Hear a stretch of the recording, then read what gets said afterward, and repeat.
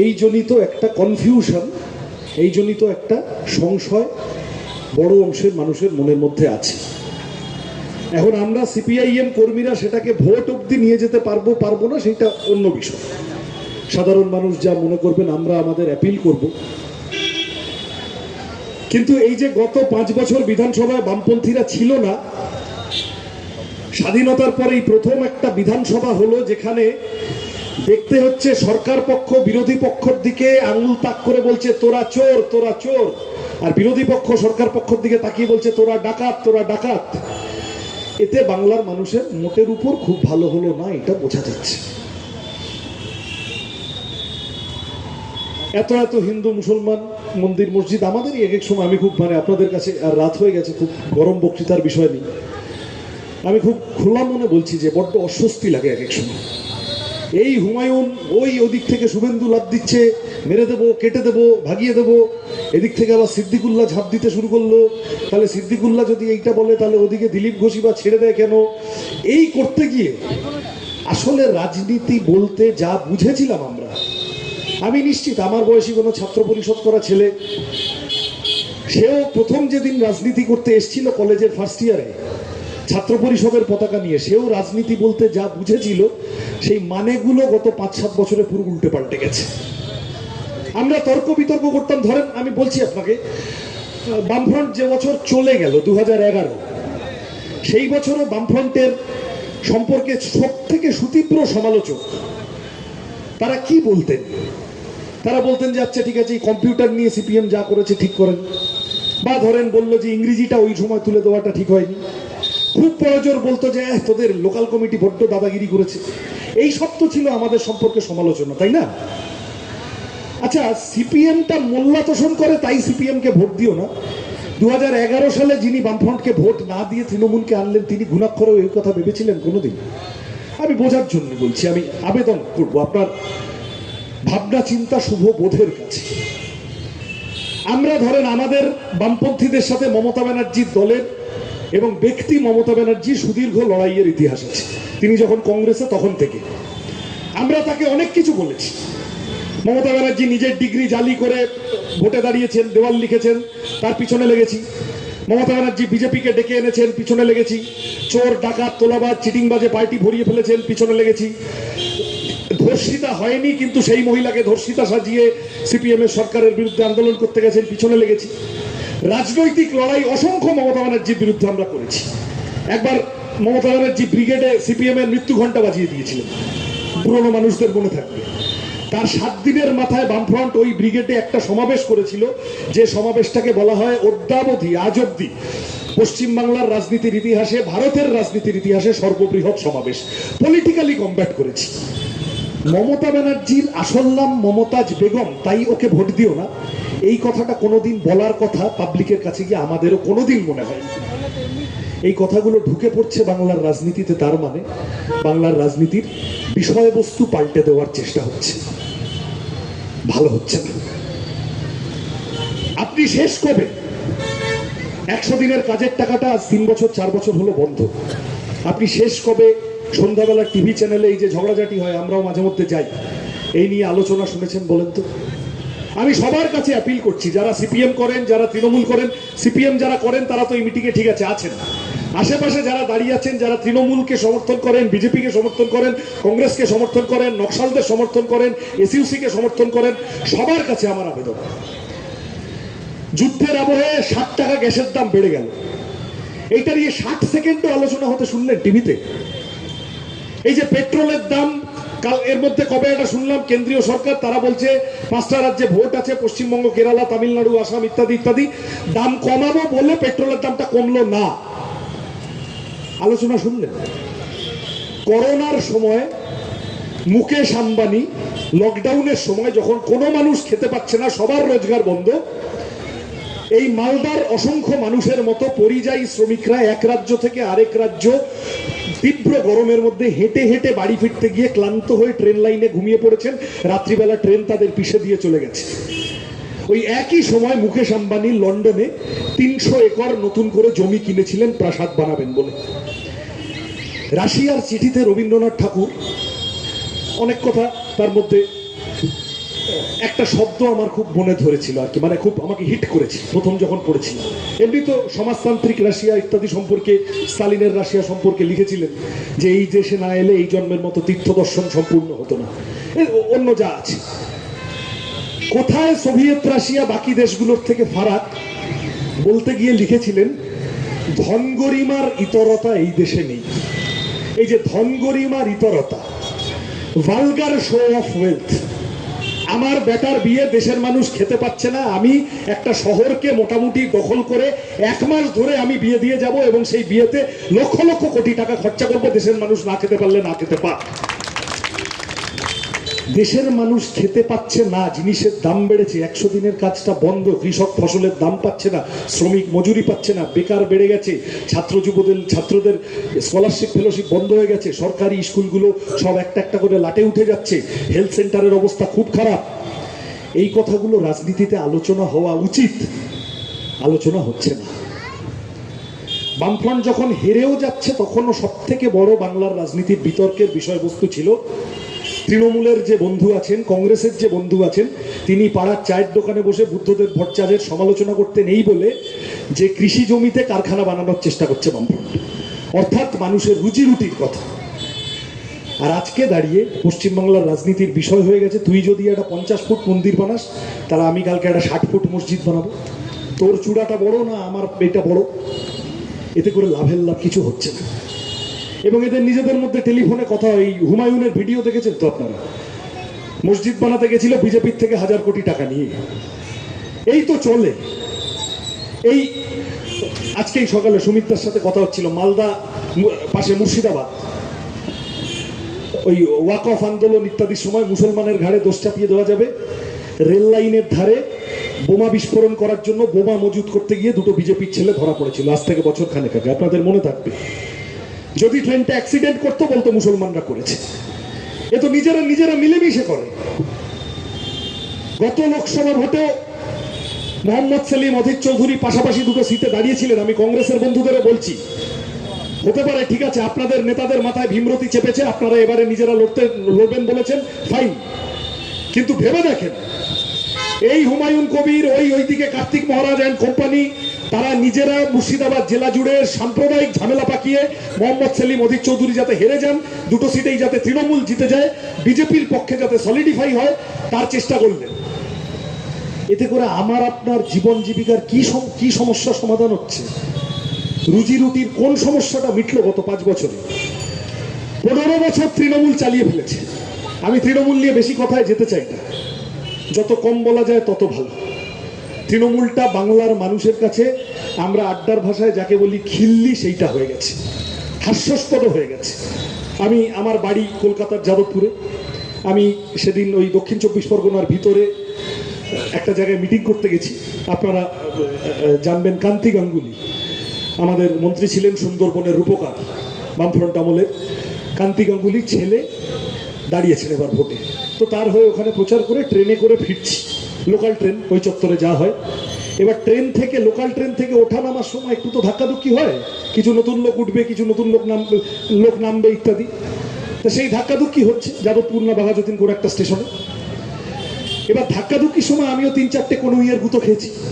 তা সবে একটা বিরক্তির দানা বাঁধতে যাচ্ছে, ভাবছি যে এইবার একটু চেঁচামেচি করব। হঠাৎ শুনি ভিড়ের মধ্যে থেকে একটা আওয়াজ, ও দাদা, আমি তো মেসি নই, আপনি অরূপ বিশ্বাসের মতো আমায় জড়িয়ে ধরছেন কেন? তৃণমূলটা এই হয়ে গেছে। আমি বোঝার জন্য বলছি, আমরা সবাই ঠ্যাক করে হেসে দিলাম। কয়লা চোর, গরু চোর, বালি চোর, লটারি চোর, শিক্ষা চোর, স্বাস্থ্য চোর। আবার এই আস্তে আস্তে শুনছিলাম বিভিন্ন রকম খাল বিল চুরি, সেই সবও এখন এইসব চত্বরে কোথাও হাত পাকিয়ে ফেলেছে, কিচ্ছু ছাড়ে না। সর্বভুগ দল। তৃণমূল আমলে আপনি টাকা দিলে, আপনি একটা টোটো চালাবেন, তৃণমূলকে টাকা দিতে হবে। আপনি নিজের বাড়িটা 1তলা থেকে 2তলা করবেন, তৃণমূলকে টাকা দিতে হবে। আপনি একটা ছোট দোকান বসাবেন, তৃণমূলকে টাকা দিতে হবে। আপনি আপনার বাচ্চাটাকে মালদা কলেজে ভর্তি করবেন, তৃণমূলকে টাকা দিতে হবে। আপনি একটা পেশেন্ট হাসপাতালে ভর্তি করবেন, তৃণমূলের দালাল বসে আছে, তাকে টাকা দিতে হবে। তৃণমূল আমলে টাকা দিলে বাঘের দুধ পাওয়া যাবে। তৃণমূল আপনাকে ঘোড়ার ডিম ম্যানুফ্যাকচার করে এনে দেবে, দুয়ারে ঘোড়ার ডিম, যদি আপনি তৃণমূলকে টাকা দেন। আর যদি আপনি তৃণমূলকে টাকা না দেন, আপনি এলআইসি মোড় থেকে ফোয়ারা মোড় পর্যন্ত যাতে শান্তিতে হেঁটে না যেতে পারেন তার ব্যবস্থা ওরা করবে। তৃণমূল সম্পর্কে লোকে বলছে এ বেটা লাভের থেকে লস হয়ে গেল বেশি, এত এত টাকা দিচ্ছি, এত এত সব প্রশ্নে ঘুষ দিতে হচ্ছে, টাকা ছাড়া কোনো কথা বলে না, সর্বভুক। দেখেন ভারতের রাজনীতিতে দুর্নীতি খুব নতুন ব্যাপার না, কিন্তু একটা স্ট্যান্ডার্ড থাকবে তো। বিভিন্ন পুরনো রাজীব গান্ধী ইত্যাদির সময় সে দুর্নীতির অভিযোগ উঠলো, বোফোর্স কামান, পরে বড় হাওয়ালা, যুদ্ধ জাহাজ, এইসব নেই যে নরেন্দ্র মোদীর বিরুদ্ধে রাফাল দুর্নীতি, এইসব আমরা সব অভিযোগ ইত্যাদি আমাদের হয়। আচ্ছা, পঞ্চায়েতে খাটা পায়খানা বানানোর টাকা এসছে, সেই টাকাও ঝেড়ে দিয়েছে। বিরল প্রাণী, বিরল দল ভারতের রাজনীতিতে, হাগাখোর দল, এই হচ্ছে তৃণমূল কংগ্রেস। সুতরাং তৃণমূলটাকে হটাও। আমাদের পকেট থেকে মাল ঝেড়ে ঝেড়ে ঝেড়ে ঝেড়ে পার্থর ফ্ল্যাটের তলায় 50 কোটি, আর আমার বাড়ির ছেলেটাকে বা আমার পরিবারের মহিলাকে ঠান্ডা রাখার জন্য বলছে এই নাও 1500 টাকা। কি হয় আজকের দিন 1500 টাকা? বেকার ছেলেপুলেরা, আমাদের বয়সী ছেলেপুলেরা, তারা ফর্ম ভরতে ভরতে গালাগাল করে দিচ্ছে, ভাই জিনিসের দাম বেড়েছে, চাকরি নেই, বাধ্য হয়ে টাকাটা নিচ্ছি, আই ডিজার্ভড বেটার। আমি একটা 30,000 টাকার চাকরি ডিজার্ভ করতাম, যে চাকরিটা তুমি ঝেড়েছো এসএসসি টেট পিএসসি তে, তোমার নির্মল ঘোষের বৌমা ঝেড়েছে, তোমার অনুব্রতর মেয়ে ঝেড়েছে, তোমার শূন্য পাওয়া বিডিও আলিপুরদুয়ারে বসে আছে, তোমার পার্থ চ্যাটার্জি, মানিক ভট্টাচার্য, আর ওই যে একটা ছিল নদিয়ার বর্ডারে, কি নাম, ওকে ওকে নিয়ে লোকে বললো, সেই চুটকি আছে না, বললো পরিবর্তন করে কি পেলে, পাঁচিল টপকানো এমএলএ জীবন কৃষ্ণ সাহা। তাই এরা এরা এরা সব মেরে দিচ্ছে। আর তারপরে দাঁড়িয়ে তুমি আমাকে ঠান্ডা করার জন্য তুমি এসে বলছো এই নাও 1200 টাকা। জলপাইগুড়িতে একটি তৃণমূলে, ওই যা কি যুব না কি সব তৃণমূল, তাদের নেতা বেস্ট বলেছে, আমাদের এরপরে আর কোনো কথা থাকে না। তৃণমূলের ছেলেপুলেকে ডেকেছে মিটিং, ডেকে বলেছে 1500 টাকাটা নিয়ে নিবি, মাসের গুটখার খরচটা উঠে যাবে। তাই তো দাঁড়াচ্ছে না। আমি মজা করে করে বলছি, কিন্তু কতটা করুণ অবস্থা ভাবুন। একটা ছেলে মাস্টার্স করেছে, এমফিল করেছে, পিএইচডি করেছে, 1500 টাকার লাইনে। মাস্টার্স এমফিলের দরকার নেই, একটা ছেলে 8 অব্দি পড়েছে, আরে সে 8 পাস করে যে কাজটা পেতে পারে, যে উপার্জনটা করতে পারে, সেটার ব্যবস্থা করাই তো সরকারের কাজ। সেটা না করে তার হাতে একটা দিয়ে বলছে কাল থেকে আমাদের মিছিলে আসবে, আমাদেরকে ভোট না দিলে এই যেটুকু দিচ্ছি রুটির টুকরো এটাও বন্ধ করে দেবো। আমাদের বিধায়করা যদি যেতেন, তাহলে প্রথম কাজ হবে বিধানসভায় গিয়ে বলা যে এই টাকায় আজকের দিনে কিছু হয় না, এই টাকাটা বাড়াও, সরকারি সাহায্য বাড়াও, পাবলিকের টাকা, তোমার কালীঘাটের গাছে লাগানো টাকা নয়, ওই টাকা মদনে তোয়ালে মুড়ে খেয়ে চলে যাবে, ওই টাকা শোভনে ওই জলসাগরের ছবি বিশ্বাসের মতো শুয়ে খেয়ে চলে যাবে, ওই টাকা ববি স্যান্ডো গেঞ্জি পরে খেয়ে চলে যাবে। তার চেয়ে যদি ওই টাকা মানুষের কাজে লাগে আরো বেশি 4000 5000 করে দিতে হবে, প্লাস একটা চাকরি, প্রতিটি পরিবারে সরকারি চাকরি, যারা সরকারি চাকরি পাচ্ছেন না, যারা কন্ট্রাকচুয়াল কাজ করছেন, ন্যূনতম 21,000 টাকা মজুরি, incentive, bonus, health scheme, gratuity, PF, pension, medical ইন্স্যুরেন্সের প্রিমিয়াম কি বেড়েছে বলেন দেখি। 5 বছর আগে 7 বছর আগে কি ছিল, কি যারা বয়স্ক মানুষ আছেন যাদের এই নিয়ে খেয়াল রাখতে হয় জানে। মেডিকেল ইন্স্যুরেন্সের প্রিমিয়াম নিয়ে কোনো কথা বলছে না, কেউ বলবে? তৃণমূলটাকে আর নেওয়া যাচ্ছে না। মোটের উপর এটা বাংলার মানুষের মনোভাব তৈরি হয়ে গেছে যে এদেরকে ভোট দিয়ে লাভের চেয়ে লস বেশি হয়ে গেছে। চৌবাচ্চায় থেকে একদিক থেকে যা ঢুকেছে তার থেকে অন্য পকেট থেকে বেরিয়ে গেছে বেশি, ফলত এ ভোট দিয়ে লাভ নেই, তৃণমূলকে তাড়াও। যে $1 মিলিয়ন কোয়েশ্চেনে বাংলার রাজনীতি গত 7-8 বছরে আটকে গেছে, একটা জায়গা ডেডলক হয়ে গেছে, আমি সেই বিষয়টা নিয়ে আরো কয়েকটা বাড়তি কথা বলতে আপনাদের কাছে চাই। তৃণমূলকে তাড়াও, তৃণমূলকে হারাও, তৃণমূল দিয়ে আর চলছে না, ওরে বাবা রে বাবা, এইটা বাংলার মোটের উপরে মনোভাব। মালদা শহরের এই মনোভাব তো অনেকদিন ধরেই আছে, আগে থেকেই আছে। প্রশ্নটা হলো তৃণমূলকে হারাবে কে? তৃণমূলকে হারানোর মতো আরো অনেকে আছেন, ঠিক, বিভিন্ন সবাই লড়ছেন টড়ছেন, কাউকেই অসম্মানের বিষয় না, প্রত্যেককে শুভেচ্ছা। কিন্তু গোটা রাজ্য জুড়ে তৃণমূলকে হারানোর মতো ফোর্স দুটো, একটা হতে পারে বিজেপি। বিজেপির সপক্ষের যুক্তিটা হলো যে বিজেপি তুলনামূলকভাবে ভোট সিট সব মিলিয়ে তৃণমূলকে হারানোর তুলনামূলক কাছাকাছি আছে। আর আরেকটা হতে পারে সিপিএম, যারা গত 45 বছরে কি 50 বছরে মমতা ব্যানার্জিকে শেষ 12-15 বছর হাঁটছে, তার আগে 30 বছর মমতা ব্যানার্জিকে হারিয়েছে। সিপিএম মানে আমি বামফ্রন্ট সব মিলিয়ে ধরে বলছি, বামপন্থীরা, বিজেপি না বামপন্থীরা, এই খেলায় বাংলার রাজনীতি আটকে গেছে। তৃণমূলকে কে হারাবে? প্রত্যেকবার ভোট আসে, বিজেপির লোকেরা তাদের দিল্লিতে ওইসব আছে বডিগার্ড ফডিগার্ড নিয়ে, তারা সব 4 আনার চামচিকে তারাও 4টে বডিগার্ড নিয়ে ঘোরে, হাব ভাব দেখায়। তারা এসে পাড়ায় একটা ভয় ভয় আবহ করে দেয়, বলে এই তো আমরা পারবো। আমার এই নিয়ে আপনাদের কাছে কতগুলো কথা আছে, যুক্তিযুক্ত মনে হলে আজকে 20 তারিখ 23 তারিখ অবধি বাকিদেরকে বলবেন। প্রকাশ্যে প্রচার বোধ হয় কালকে বিকেল অবধি, 5টা অবধি, 6টা অবধি। খুব ভালো। বিজেপি বাংলার রাজনীতিতে মোটের উপর ইনসিগনিফিকেন্ট ছিল, অপ্রাসঙ্গিক ছিল।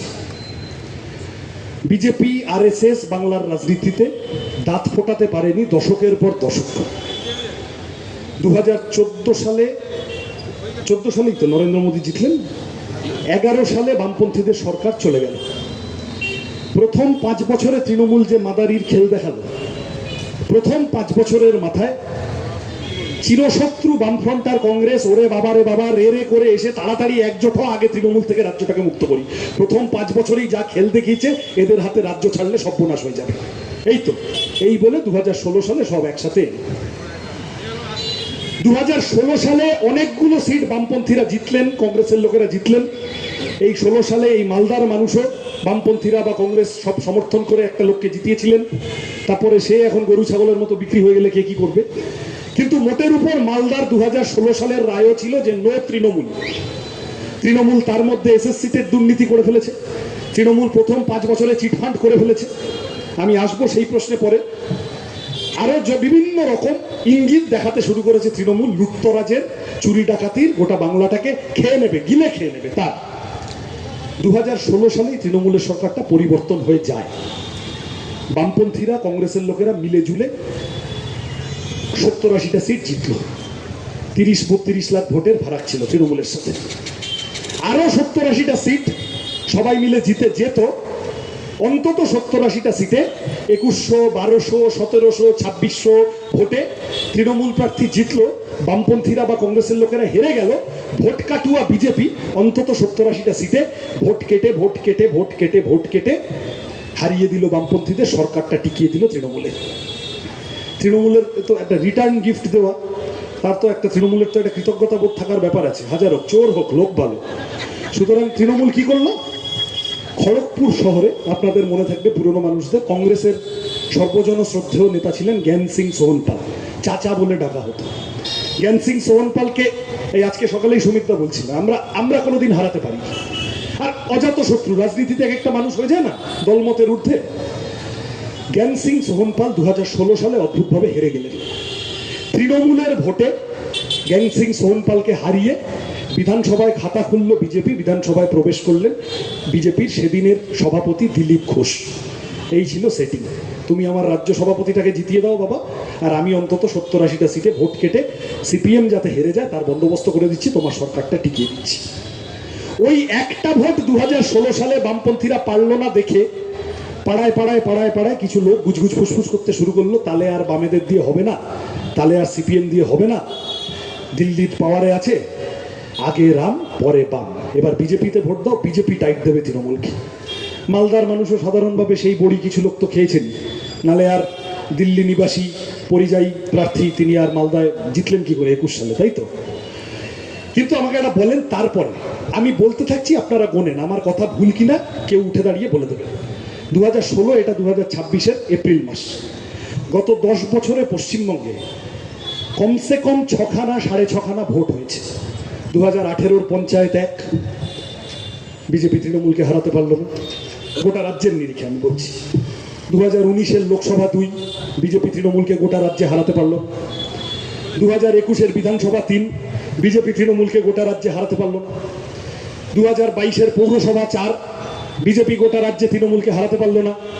2023-এর পঞ্চায়েত 5 গোটা রাজ্যে বিজেপি তৃণমূলকে হারাতে পারল না। 2024-এর লোকসভা 6 বিজেপি মোদির ফটো নিয়ে ফিরে এসে বললো এইটা দিল্লির ভোট, দেখিয়ে দেবো। ভোট শেষে দেখা গেল ভোটও কমে গেছে, সিটও কমে গেছে, বিজেপি তৃণমূলকে হারাতে পারলো না। উপনির্বাচনগুলো যোগ করলে অন্তত 6.25 ভোট হয়ে গেছে, বিজেপি তৃণমূলকে হারাতে পারছে না, তাই তো? আপনি একটা প্যারাসিটামল খাচ্ছেন, আপনার জ্বর হয়েছে, আপনি প্যারাসিটামলটা খেয়ে যাচ্ছেন, কিন্তু দেখছেন জ্বরটা কমছে না। আপনি প্রথম দিন 500 খেলেন, তারপর দিন 650 খেলেন, তারপর দিন আচ্ছা একটু ডোজটা বাড়াই 1000 খেলেন, কিন্তু জ্বরটা কমছে না। তখন আপনি একবার ওষুধের পিছনটা এক্সপায়ারি ডেটটা চেক করেন তো। হ্যাঁ, গত 10 বছরে 7টা ভোটে বোঝা যাচ্ছে যে ওষুধ এক্সপায়ার করে গেছে, সেই ওষুধে আপনার জ্বর সারবে না। বিজেপিকে ভোট দিলে তৃণমূল হারবে না, বিজেপিকে দিয়ে কিচ্ছু হবে না। ঠিক বলছি তো? তারপরেও কিছু লোক মাথায় চড়েছে, না বিজেপিটা হিন্দুদের পার্টি, দেশভক্তদের পার্টি, আর আমরা সব দেশদ্রোহী। মানে কি বাজার পড়লো সত্যি। মুজফফর আহমেদের পার্টি, ভগৎ সিং এর মতাদর্শ, তারা হয়ে গেল দেশদ্রোহী। আমাদের পার্টির পলিট ব্যুরো প্রথম 9টা লোকের মধ্যে 9টা লোকই ব্রিটিশ আমলে কোনো না কোনো সময় জেল খেটেছে। আর যে সাভারকার ব্রিটিশের পা চেটে জেল থেকে বেরিয়েছিল, তাদের কাছে এখন শুনতে হচ্ছে আমরা দেশদ্রোহী, ওরা দেশভক্ত। বিজেপি দেশভক্তের পার্টি। এই সংকটের সময় ভারত সরকার রাশিয়া থেকে তেল কিনবে কিনা, এটা আমেরিকায় বসে ঠিক করে দিচ্ছে ডোনাল্ড ট্রাম্প। ডোনাল্ড ট্রাম্পের জুতোয় যদি একটু বেশি চিনি লাগানো থাকে, ডোনাল্ড ট্রাম্পের জুতোর তলায় যদি একটু বেশি চিনি লাগানো থাকে, তাহলে নরেন্দ্র মোদীদের ডায়াবেটিস হয়ে যাবে কদিন পরে। বুঝতে পারলেন কি বললাম? আমি আর এর বেশি ভেঙে বললাম না। ও নাকি দেশপ্রেমী। বিজেপি হিন্দুদের পার্টি। অভিজ্ঞতা, কয়েকদিন আগে রামনবমী হয়েছে, মালদাতেও এখন কিছু মানুষ হয়েছে। ঠিক আমরা তো উপেন্দ্র কিশোরের রামায়ণ পড়েছি, কৃত্তিবাসের রামায়ণ পড়েছি। আচ্ছা, উত্তর ভারতের মানুষ সাধারণভাবে তুলসীদাসের রামচরিত মানুষ পড়েছেন। সব ছেড়ে দেন, সব থেকে পপুলারটা বলি, রামানন্দ সাগরের রামায়ণ টিভিতে দেখাতো ছোটবেলা। সেই সব কিছু দেখেও কি মনে হয়েছে কোনোদিন যে এই লোকটা বলছে আমার জন্মদিন, আমার ছবি নিয়ে আমার নাম করে মসজিদের সামনে গিয়ে ডিজে বাজিয়ে ঝামেলা পাতা? কোনোদিন বলছে? রাম মানে একটা ক্যারেক্টার, রাম মানে একজন মানুষ যিনি সিংহাসনের মায়া ত্যাগ করে নীতি নৈতিকতার পক্ষে দাঁড়াবেন বলে 1 সেকেন্ড সময় না নিয়ে 14 বছরের জন্য বনবাসে চলে গেলেন। আর সেই রামের নাম করে এখন পার্লামেন্টের সাইজ পাল্টাও, ইলেকশন কমিশনকে কেন, বিচার ব্যবস্থাকে কেন, মিলিটারিকে কেন, কিভাবে 1400 বছরের জন্য ক্ষমতায় থাকা যায় তার বন্দোবস্ত করছে বিজেপি। এরা রাম ভক্তদের পার্টি, হিন্দু ধর্মের পার্টি বিজেপি না। রামনবমীর দিন যে পরিমাণ লাভঝাপ হয়, রামনবমীর 2 দিন পরেই মা শীতলার পুজো গেছে না? হ্যাঁ, তার কদিন পরে নীল ষষ্ঠী ছিল না? এই আমি গত 15 দিনের মধ্যে বলছি। আবার এর মধ্যে সন্তোষীমার পুজো আছে। আমরা কমিউনিস্ট পার্টির কর্মীরা এইভাবে বক্তৃতা করতে অভ্যস্ত না, কিন্তু এই কথাগুলো আজকাল বলা দরকার। বড্ড বার বেড়েছে, ফাজলামও বানিয়ে দিচ্ছে, হিন্দু ধর্মকে বিক্রি করে দিচ্ছে, বলা দরকার। রামনবমী নিয়ে যে পরিমাণ লাফালাফি করে, তার 2 দিন পরে মা শীতলার পুজো নিয়ে তত লাফালো না কেন? অন্নপূর্ণা পুজো নিয়ে বিজেপির কোনো মাথা ব্যথা নেই কেন বলেন দেখি? চণ্ডী মণ্ডপটা নিয়ে বিজেপির কোনো মাথা ব্যথা নেই কেন? লোকনাথ বাবার মন্দিরটা নিয়ে বিজেপির কোনো মাথা ব্যথা নেই কেন? মা মনসার পুজো নিয়ে বিজেপির কোনো মাথা ব্যথা নেই কেন? আমরা ছোটবেলা বুঝে না বুঝে পাড়ার ক্লাবের ছেলেপুলে চাটাই নিয়ে চলো প্রতিমা আনতে চলো, সরস্বতী পুজো করবো, হাঁসটার মুখটা একটু ঠিক সবটা মন মতো হলো না, সরস্বতী পুজো নিয়ে বিজেপির লাফালাফি নেই কেন? কারণ বিজেপিও জানে, আরএসএসও জানে, ওদের এক্সিস্টেন্সের অনেক আগে থেকে, আরএসএস বিজেপি তৈরি হওয়ার অনেক আগে থেকে আমাদের চিরায়ত সংস্কৃতি, আমাদের লোকাচার, বাঙালি হিন্দুর নিজস্ব সংস্কৃতির মধ্যে এই দেবদেবীরা স্বাভাবিকভাবে বহমান, তারা আছেন। এদেরকে ব্যবহার করে এত বছর পরে ঝগড়া লাগানো যাবে না। তাই এই দেবতাদের প্রতি বিজেপির কোনো ইন্টারেস্ট নেই। বিজেপি বাইরে থেকে আমরা কার পুজো করব, কোন ভাষায় পুজো করব, আপনি আমাকে দেখাতে পারবেন না। আমি কদিন আগে একটা জায়গায় বললাম, তারপর বিজেপির লোকেরা খুব গালি দিল, তারপরে জানি না এখন ছাপিয়ে আনবে কিনা। কিন্তু এই বছর অবধিও আপনি একটা বাংলা ভাষায় জয় শ্রীরাম লেখা পতাকা আমাকে দেখাতে পারবেন না। সব আসে তো উত্তরপ্রদেশ, বিহার থেকে নিয়ে আসে।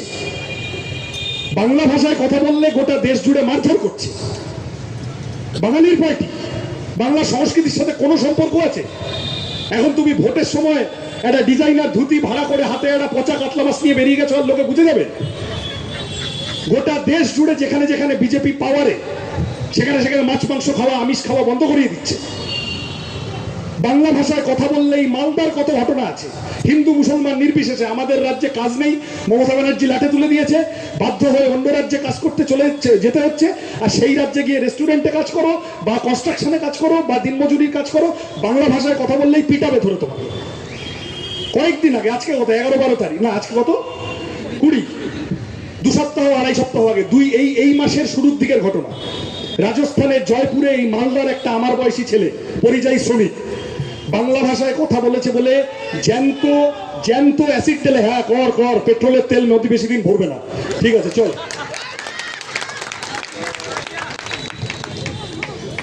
আমি ওই ছেলেটার সাথে চলে যেতাম, আমি বলছি কি, আমি ওই ছেলেটার সাথে চলে যেতাম, ওরকম আরেকটা বাইকে করে চলে যেতাম জয় শ্রীরাম বলতে বলতে।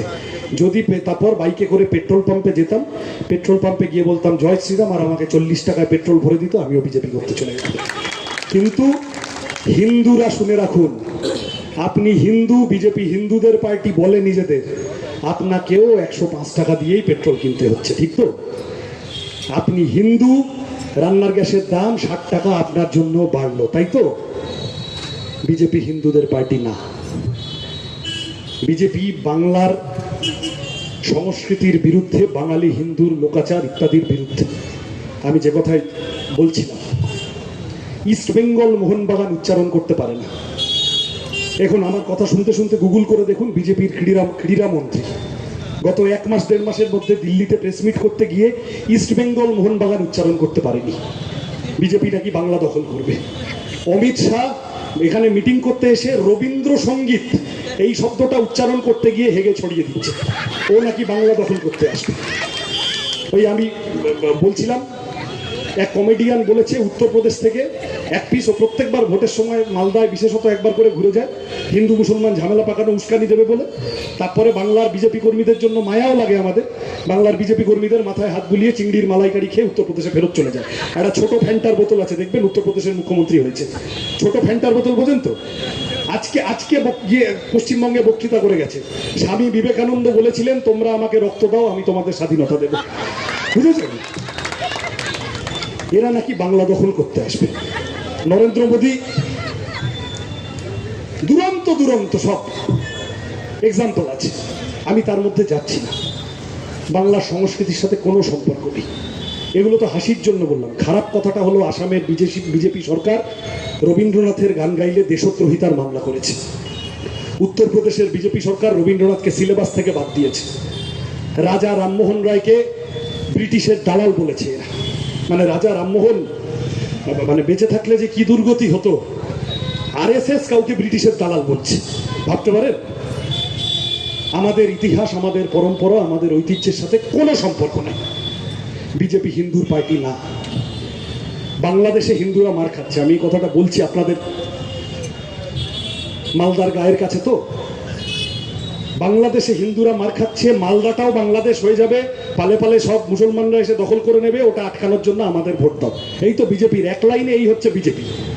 আচ্ছা, আমি যদি পাল্টা জিজ্ঞাসা করি, বাংলাদেশে হিন্দুরা মার খাচ্ছে বুঝলাম, তুমি বিশ্বগুরু, 56 ইঞ্চি বিরাট মাতব্বর, তুমি আমেরিকায় গিয়ে আবকি বার ট্রাম্প সরকার বলে তারপরে নাচন কদন করে আসার, এখন তো সব যা এপস্টেইন ফাইলসে বেরোচ্ছে, ইসরায়েলে গিয়ে নেচে এসেছে, আমেরিকায় গিয়ে বাতেলা দিয়ে এসেছে, ঘরের পাশে বাংলাদেশে হিন্দুরা মার খাচ্ছে। তুমি বিশ্বগুরু, তুমি গত 2 বছরে একটা টু শব্দ করনি কেন কোনোদিন?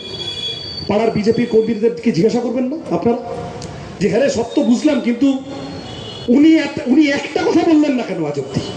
শুভেন্দুকে এখানে চাবি দিয়ে ছেড়ে দিয়েছেন, তুই গিয়ে ভোট চা, তুই গিয়ে পশ্চিমবঙ্গে ভোট চা, ওইটা দেখিয়ে, মন্দির ভাঙচা দেখিয়ে। কিন্তু বাংলাদেশে হিন্দুরা মার খাচ্ছে, ওটা আটকানোর জন্য আপনি বাংলাদেশ সরকারের উপর একটুও চাপ তৈরি করলেন না কেন? কারণ হলো, বাংলাদেশের ইলেকট্রিসিটির ব্যবসাটা চালায় গৌতম আদানি বলে একটা লোক। এই লোকটার নাম আপনি আজ থেকে 10 বছর আগে শোনেননি, ওর পাশের বাড়ির লোকও শোনেনি। বড় লোক মানে আমরা জানতাম টাটা, বিড়লা, আচ্ছা ঠিক আছে, পরের দিকে গোয়েঙ্কা, আম্বানি ফাম্বানি এইসব এলো। যে লোকটার নাম আজ থেকে 10 বছর আগে তার পাশের বাড়ির লোকও জানতো না, সে এখন ভারতের 1 নম্বর ধনী, তাই তো? পিছনে নরেন্দ্র মোদী স্ক্রুড্রাইভার না থাকলে হয়? বিজেপি স্ক্রুড্রাইভার না থাকলে হয়? না বাপ বড়া না ভাইয়া, সবসে বড়া রুপাইয়া। বাংলাদেশে আদানির ব্যবসাটা যেন ঘেটে না যায়, আদানি আমার পার্টিকে টাকা দেয়, হিন্দুরা মার খাচ্ছে খাক, আমি কিচ্ছু বলবো না। This is BJP. গরুর মাংস বিক্রির টাকায় চলে একটা পার্টি, এক্ষুনি আমার কথা শুনতে শুনতে গুগল করে নিন, খুব আপত্তিকর মনে হলে রেগে দেবেন, খেপে যাবেন, সব হলো, আমার উপর রাগটাক করে তারপরে গুগল করে দেখুন আল্লামা এন্টারপ্রাইজ বা এই ধরনের কিছু একটা নাম, আল্লামা সামথিং, ভারতবর্ষের সব থেকে লিডিং বিফ এক্সপোর্টার কোম্পানি, গোমাংস রপ্তানিতে ভারতবর্ষের 1 নম্বর কোম্পানি। সেই কোম্পানির থেকে গত বছর 30 কোটি টাকা চাঁদা নিয়েছে বিজেপি ইলেকটোরাল বন্ডে।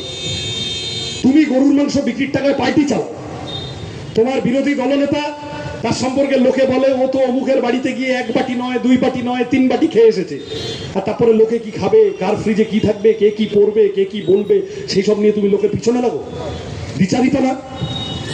বিজেপির সাথে আমাদের কোনো সম্পর্ক নেই, বিজেপি আরএসএস এর সাথে আমাদের সংস্কৃতি, আমাদের শিকড়, আমাদের অর্থনীতি, আমাদের কোনো কিছুর কোনো সম্পর্ক নেই। বিজেপি দেশপ্রেমের পার্টি না, বিজেপি হিন্দু ধর্মের পার্টি না, বিজেপি বাঙালি সংস্কৃতির পার্টি না, এবং বিজেপি তৃণমূলকেও গত 10 বছরে হারাতে পারছে না। বিজেপি সম্পর্কে এত কথা বলার দরকার হতো না। আচ্ছা, এইবারে যিনি বিজেপির এখানে দাঁড়িয়েছেন তিনি কি আগে একবার, হ্যাঁ, কয়েনের এপিট ওপিট এইসব শুনছিলাম যেন ভুলে যাচ্ছিলাম। মুখের হাসি অম্লান থেকে ম্লান হয়ে যাবে অম্বর মিত্রের সামনে, কোনো চিন্তা নেই, তার বন্দোবস্ত হবে। আপনাদের কাছে আবেদন, এই যে এতক্ষণ বিজেপি নিয়ে বকবক করতে হলো, এটা ইচ্ছা ছিল না, কিন্তু এই করতে গিয়ে যেটা হলো, রুজি রুটির কথা খানিকটা রাত হয়ে গেল, রুজি রুটির কথা খানিকটা বলার সময় কমে গেল, তাই তো? যদি চান যে কোনো পার্টির বক্তারা যে কোনো মিটিংয়ে পেট্রোল ডিজেল রান্নার গ্যাসের দাম নিয়ে বক্তৃতা করুক, চাকরি কবে হবে সেই নিয়ে বক্তৃতা করুক, স্কুল কলেজ হাসপাতাল কবে হবে সেই নিয়ে বক্তৃতা করুক, তাহলে দয়া করে এইবারের ভোটে বিধানসভায় বামপন্থীদেরকে পাঠান। কারণ বামপন্থীদের রাজনীতির নিউক্লিয়াস হলো, লাল ঝান্ডার রাজনীতির নিউক্লিয়াস হলো রুজি রুটির রাজনীতি।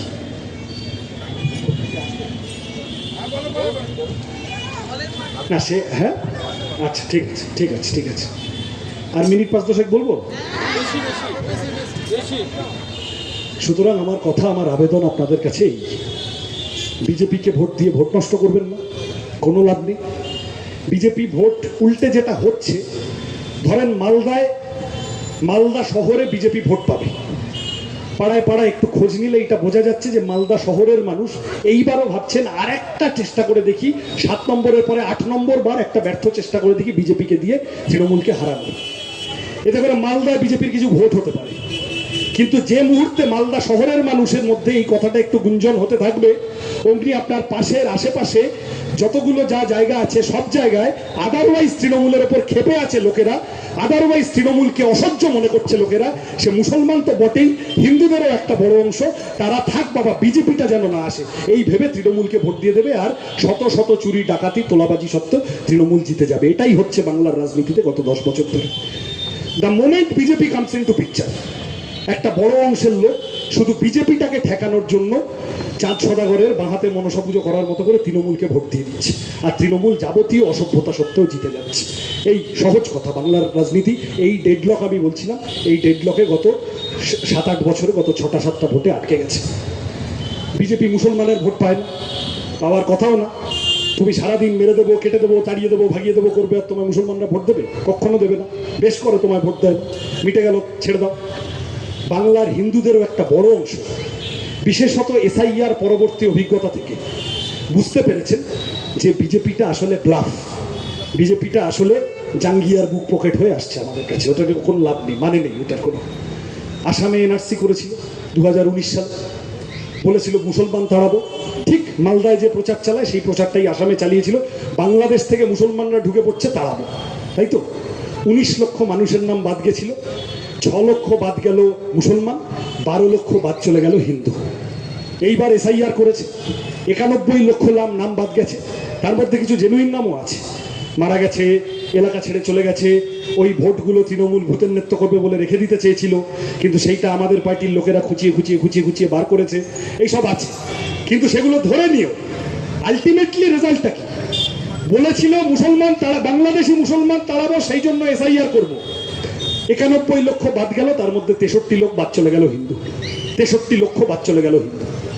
হিন্দু উদ্বাস্তু ওপার থেকে আসছে 2002 এর লিস্টে কিভাবে নাম আছে, কোথায় জমির কাগজ, কোথায় জন্মের কাগজ, গরিব মানুষ, রাজবংশী সম্প্রদায়ের মানুষ, আদিবাসী মানুষ বাদ চলে গেল, মতুয়া নমশূদ্র বাদ চলে গেল। আরে উদ্বাস্তুরা এপাশে এসেছিল, তাদের এখানে এনে বসানোর জন্য লড়াই করেছিল বাস্তুহারা সমিতি, লড়াই করেছিল ইউসিআরসি। আমি পুরনো মানুষদের জন্য বলছি, আমরা কম বয়সীরা আপনাদের কাছে অনুরোধ, অভিভাবকরা যারা আছেন সামনে, আমরা কম বয়সীরা এগুলো সব জানি না, আপনারা একটু বলবেন, পাড়ার চায়ের দোকানে তাসের আড্ডায় একটু বলবেন। যখন দেশ ভাগ হয়ে এলো, এপারে যখন সহায় সম্বলহীন হয়ে সব এলো, তার মাথা গোজার ঠাই, তার চাকরি, তার রেশন কার্ড, তার একটুখানি খাবার অধিকার কে ছিল লাল ঝান্ডা ছাড়া? তত 40-এর দশক, 50-এর দশক, 60-এর দশকে তো আরএসএস তৈরি হয়ে গেছে, হিন্দু মহাসভা তো আছে। আরএসএস তখন গান্ধীকে খুন করছে। বাংলায় চলে আসা উদ্বাস্তুদের জন্য আরএসএস কি করেছিল ভাই, যে আজকে এসে তুমি ওইটা দেখিয়ে ভোট চাইছো? পরিষ্কার বলতে হবে তো, হিন্দু মহাসভা কি করেছিল? করেছিল তো লাল ঝান্ডা। সেই লাল ঝান্ডা রুজি রুটির কথা, সেই লাল ঝান্ডাও কোনোদিন উদ্বাস্তু কলোনিতে গিয়ে তোমায় আমি বসতে দিয়েছি তাই আমাকে ভোট দাও করেনি। এখানে এনে তার চাকরি, তার কাজ, তার মাথা উঁচু করে বাঁচা, এই যে মতুয়া সম্প্রদায়ের মানুষ সব চলে এলেন। তারপরে নদিয়া, উত্তর 24 পরগনার বিস্তীর্ণ অঞ্চল জুড়ে আরো কতগুলো পকেটে, এই এখানে মালদা, দিনাজপুর ইত্যাদিতেও কতগুলো পকেট আছে। তারা বসলেন, কাদের সময় বসলেন, কারা বসালো, কারা পাশে থাকলো, ভোটার কার্ডটা কারা করে দিল, লাল ঝান্ডা করে দিল। আর তারপরে যে মানুষগুলো এতদিন ধরে ভোট দিচ্ছেন, এতদিন ধরে রেশন কার্ড আছে, বাচ্চাটাকে এখানকার স্কুলে পড়াচ্ছেন, অসুখ হলে এখানকার হাসপাতালে যাচ্ছেন, সেই মানুষকে গিয়ে বিজেপি বোঝালো যে আমাকে ভোট দাও, আমি তোমার নাগরিকত্ব দেবো, তাই তো? এখন এসআইআর এর পরে সেই মানুষ দেখছেন যে নাগরিকত্ব তো হলোই না, উল্টে ভোটার কার্ড থেকেও নামটা বাদ চলে গেল। অমিত শাহকে পাত পেড়ে পঞ্চব্যঞ্জন খাইয়েছে রাজারহাট নিউ টাউনে একটা বিজেপির লোক, মতুয়া সম্প্রদায়ের মানুষ, নিজের নামটা বাদ চলে গেছে। এখন মাথায় হাত দিয়ে বসে আছে, এ কি করিলাম। সুতরাং এর মধ্যে যাবেন না। পদ্মফুল দেখতে ভালো হয়, পদ্মফুলের তলায় সাপ লুকিয়ে থাকে, ভোট দিলেই ছবল মারবে। বিজেপি বাংলার পক্ষে ক্ষতিকারক, এটা হিন্দু মুসলমান নির্বিশেষে বড় অংশের মানুষ বোঝেন। তৃণমূল আনন্দে আছে, তৃণমূল মনে করে বিজেপি আমাদের লক্ষ্মী।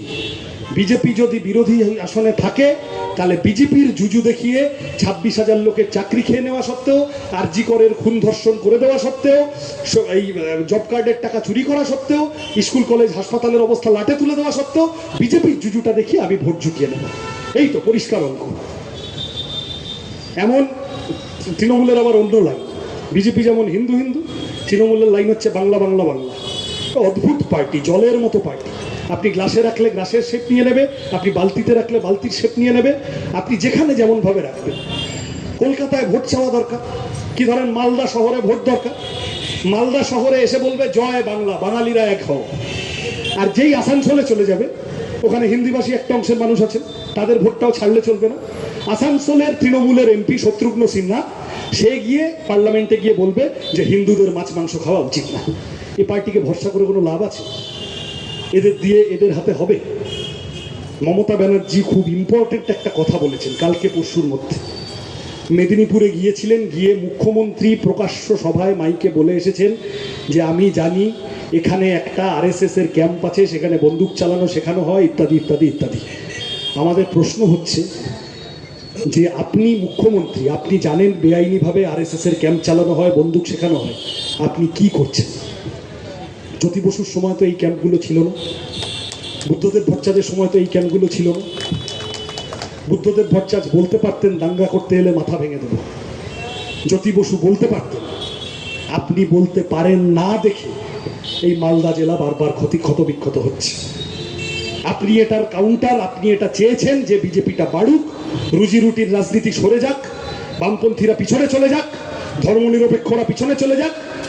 এদিকে আমি যদি বিজেপিকে ডেকে আনি, তাহলে ওইদিকে আমি হুমায়ুন কাটিং মালপত্র যেগুলো আছে ওইগুলোকে ডেকে আনবো, ওদিকে আমি সিদ্দিকুল্লাহকে ডেকে আনবো, ডেকে এনে বলবো তোরা এবার ছাগলের লড়াই লড়। ছাগলের লড়াই জানেন তো আপনারা, আমার চেয়ে বেশি জানেন। খুব দূর থেকে ছাগল দুটো ছুটে আসে, তারপর কাছে এসে আস্তে করে ঢুসো মারে। রাম রাবণের পালা, স্টেজে বিরাট গদা হাতে যুদ্ধ করছে, যতক্ষণ লাইট আছে, যতক্ষণ সামনে লোকজন আছে। যাত্রা শেষ, লাইট নিভে গেল, স্টেজের পিছনে গিয়ে দেখুন রাম আর রাবণ যারা সেজেছিল তারা একটাই বিড়ি কাউন্টারে খাচ্ছে। তৃণমূল আর বিজেপি সম্পর্কটা এটা প্ল্যান করে করছে। আর এর মাঝখান থেকে কাজটা কঠিন, কিন্তু আমরা বামপন্থীরা হাল ছাড়িনি, হতোদ্যম হয়ে যায়নি। এই আজকে আমি সারাদিন মালদা জেলায় বিভিন্ন গ্রামীণ অঞ্চলে মিটিং ইত্যাদি ছিল, হাজার হাজার মানুষ লাল ঝান্ডা প্রার্থীদের সাথে বেরোচ্ছে।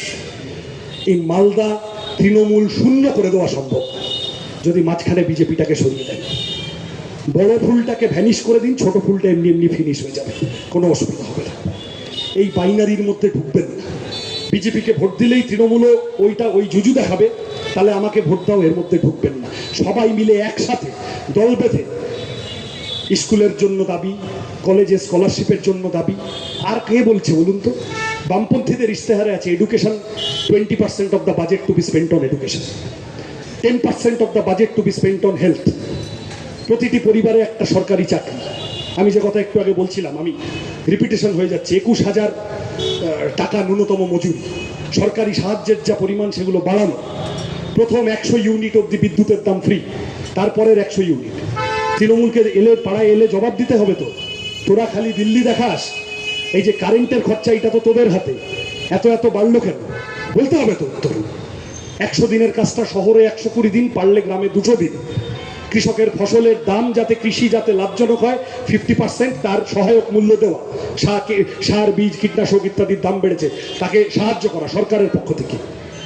সাধারণ মানুষের জন্য, গিগ শ্রমিকদের জন্য, মালদা শহরে যারা ব্লিঙ্কিট, র্যাপিডো, জোম্যাটো ইত্যাদি করে বেড়ায়, সেই আমাদের বয়সী ছেলেমেয়েগুলো, আরবান কোম্পানি করে বেড়ায় সেই আমাদের মতো ছেলেমেয়েগুলো, তাদের জন্য বিভিন্ন social security scheme, scholarship, fellowship ফিরিয়ে আনা, সব বন্ধ হয়ে যাওয়া, সরকারি স্কুল খোলা।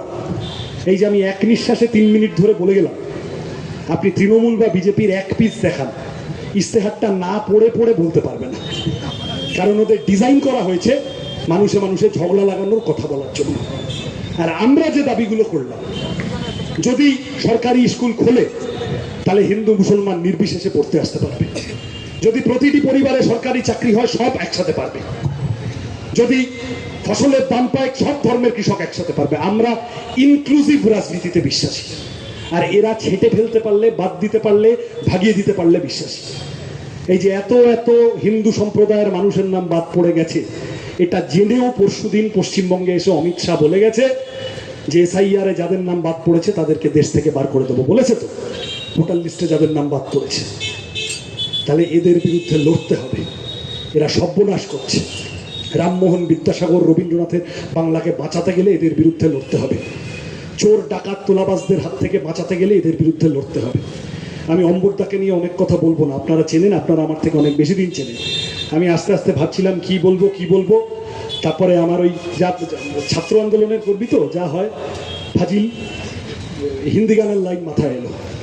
সেই लगान ছিল আমির খানের সিনেমা, সেখানে বিখ্যাত গান ছিল, ও মিথুয়া এ মিথুয়া তুঝকো ক্যা ডর হ্যায়, ये धरती अपनी है अपना अंबर है।